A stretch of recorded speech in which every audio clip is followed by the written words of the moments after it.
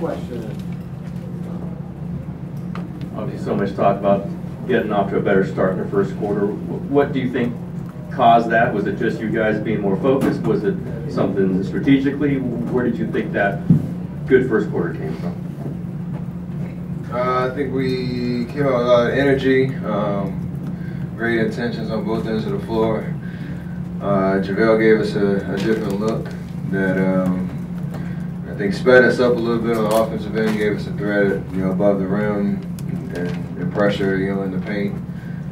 And for the most part, we took care of the ball, which was, winning the possession game for us was huge. And it was nice to kind of, like you say, build a lead and play from ahead, the entire game and take advantage of those first 12 minutes. Steve was repeating plays a lot, which he doesn't always do in the regular season, maybe saves for play. Did you feel a different kind of energy just in the plays he was calling and in the rotations even? I mean, yeah, but a lot of that's on us as players to be mindful of that and understand what's working.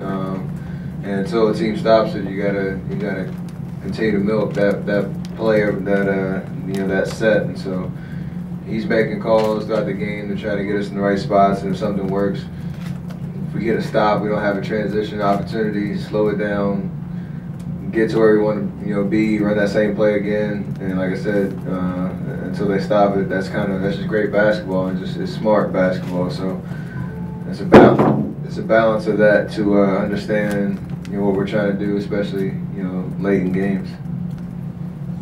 Steph, you hadn't had one of those buzzer beaters from way back for quite a while. I don't think this season. But how fun is that? I mean, that has to feel pretty good. Yeah, so I always try for Big Mo. I've shot a lot of them, I think, this year. Just sling them up, try to get it off in time and see what happens. Obviously, I feel like everyone I take has a chance to go in, but when it does happen, it's just a good vibe, to end the quarter, end the half, whatever it is, and not really worried about shooting percentages or whatever. Just chuck it and see what happens. Steph, Clay made his first 7 shots. I think you were 10 for 12 in the second half. You seem very fresh. I mean, how rejuvenated do you and Clay and feel after the break, and does that translate to shooting, do you think? I think I missed every shot in the All-Star game so I could make sure I could hit them when it counted during the regular season. So that's my excuse. Clay was hot in Sunday in LA, and he carried that over. So 2 different ways of approaching All-Star Weekend in that first game back. A lot's been made of JaVale starting tonight. What kind of energy do you think he brought in the starting lineup this evening? You guys got off to a quicker start than usual. So how do you think he fared being in the starting lineup? I think he played amazing. He gave us great energy. Like I said, Zaza's given us a great presence ever since he joined the team last year in that starting lineup. But just with the way things have gone this season, Coach wanted to switch it up. And I think JaVale just, I mean, he's proven that he gives us a different type of threat with a guy, rolling to the basket like that, putting pressure on the rim, and with shooters all around, and Draymond's a playmaker, the whole deal. Like, it's a fun way to play. I think it gives us a little bit more energy early, and he took advantage of those minutes. And so it was a good start to that rotation. We'll see, how if it continues, and I know he's ready for that opportunity. He's been working hard, and for a guy that 2 months ago I think was talking about trades and all this other stuff, to stay locked in and understand that his time will come. That's kind of what our team's all about. You made that 3 in the second half with a fan in the first row yelling at you. You turned around and maybe said something. Did you know that was Steve Ballmer? I saw him the whole game. Yeah, he's a great. He's almost like another coach on the opposite side. He was giving them words of encouragement, and even on defense trying to distract us. So that particular play, I was kind of all alone on the wing, and he's chiming in and see if he could throw me off my game. So I wanted to give him a little look. Last one for Romani. So one of your teammates said that you guys were showing some numbers, and he described them as horrific in terms of defensive numbers.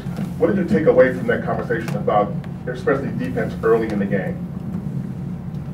Yeah, they were pretty bad. They were pretty bad. Just thinking about where we've been, last year, the year before, and specifically last year to this year. The difference that on the defensive end, we haven't really given ourselves a chance to take that next step as a team and really lock in and give our offense an opportunity to really shine and to separate us from whoever we're playing. So I think a little bit of it is just energy and intensity and flying around on the defensive end, helping each other. Everybody locking in on the details of the game plan, not having any mental lapses, and like you said, starting games early where we know we can score. We know that's where we our bread and butter is using the talent that we have. But if we play defense at a very high level, we understand that helps us win championships, and it hasn't been like that.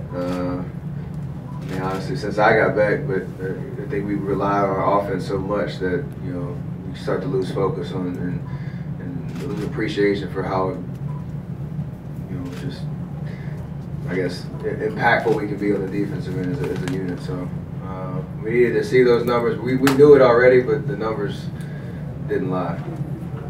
Great, thank you. Appreciate that. Practice at 11 tomorrow. Show up at 11:30.